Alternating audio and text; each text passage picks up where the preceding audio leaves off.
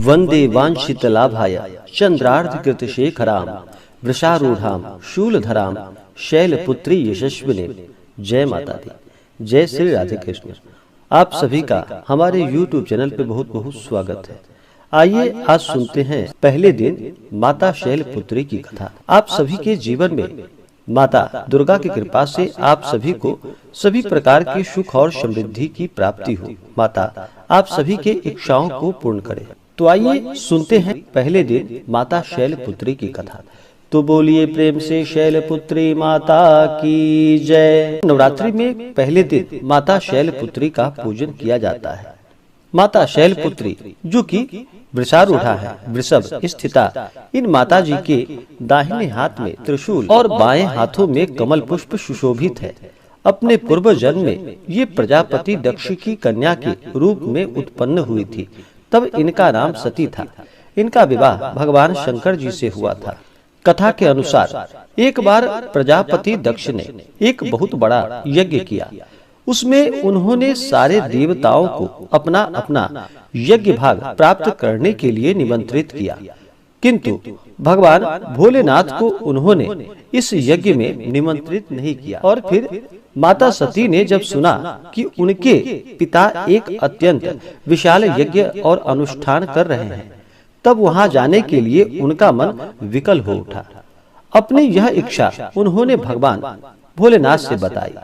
सारी बातों पर विचार करने के बाद भगवान भोलेनाथ ने कहा कि प्रजापति दक्ष किसी कारणवश हमसे रुष्ट है। अपने यज्ञ में उन्होंने सारे देवताओं को निमंत्रित किया है, उनके यज्ञ भाग भी उन्हें समर्पित किए हैं, किंतु हमें जानबूझकर नहीं बुलाया गया है, कोई सूचना तक नहीं भेजी है। ऐसी स्थिति में तुम्हारा वहां पर जाना किसी भी प्रकार से श्रेयस्कर नहीं होगा। और फिर भगवान शंकर जी के इस उपदेश से माता सती को संतोष नहीं हुआ। पिता का यज्ञ देखने वहां जाकर माता और बहनों से मिलने की उनकी व्यग्रता किसी प्रकार भी कम न हो सकी। उनका प्रबल आग्रह देखकर भगवान भोलेनाथ ने उन्हें वहां जाने की अनुमति देनी पड़ गई। और फिर माता सती ने अपने पिता के घर पहुंचकर देखा कि कोई भी उनसे आदर और प्रेम के साथ बातचीत नहीं कर रहा है। सारे लोग मुंह फेर कर बैठे हैं। केवल उनकी माता ने स्नेह से उन्हें गले लगाया। बहनों की बातों में व्यंग और उपहास के भाव भरे हुए थे। परिजनों के इस व्यवहार से उनके मन को बहुत क्लेश पहुंचा। उन्होंने यह भी देखा कि वहां चतुर्दिक भगवान शंकर जी के प्रति तिरस्कार का भाव भरा हुआ है। दक्ष ने उनके प्रति कुछ अपमानजनक वचन भी कहे। यह सब देखकर माता सती का हृदय क्षोभ और ग्लानि से, क्रोध से संतप्त हो उठा। उन्होंने सोचा कि भगवान भोलेनाथ की बात न मानकर यहाँ आकर मैंने बहुत बड़ी गलती की। वे अपने पति भगवान भोलेनाथ के इस अपमान को सह ना सकी। उन्होंने अपने उस रूप को तत्क्षण ही वहीं योगाग्नि द्वारा जलाकर भस्म कर दिया। वज्रपात के समान इस दारुण दुखद घटना को सुनकर भगवान भोलेनाथ जी क्रुद्ध हो गए और अपने गणों को भेजकर दक्ष के उस यज्ञ को पूर्णतः विध्वंस करा दिया। माता सती ने योगाग्नि द्वारा अपने शरीर को भस्म कर अगले जन्म में शैलराज हिमालय की पुत्री के रूप में जन्म लिया। इस बार वे शैलपुत्री नाम से विख्यात हुई।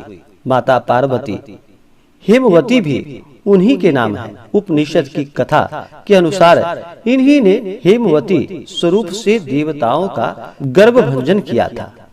तो बोलिए प्रेम से माता शैलपुत्री की जय। इसी प्रकार से जो भी सच्ची श्रद्धा के साथ माता शैलपुत्री का नवरात्रि के दौरान प्रथम दिन पूजन करते हैं, माता इससे अति प्रसन्न होती है और अपने भक्तों को माता आशीर्वाद प्रदान करती है। माता शैलपुत्री को दूध से बने हुए मिठाई का भोग लगाना चाहिए। दूध से बने हुए वस्तु का ही माता को भोग अति प्रिय है और उन्हें फल आदि का नैवेद्य भोग लगाना चाहिए। इससे माता अति प्रसन्न होती है।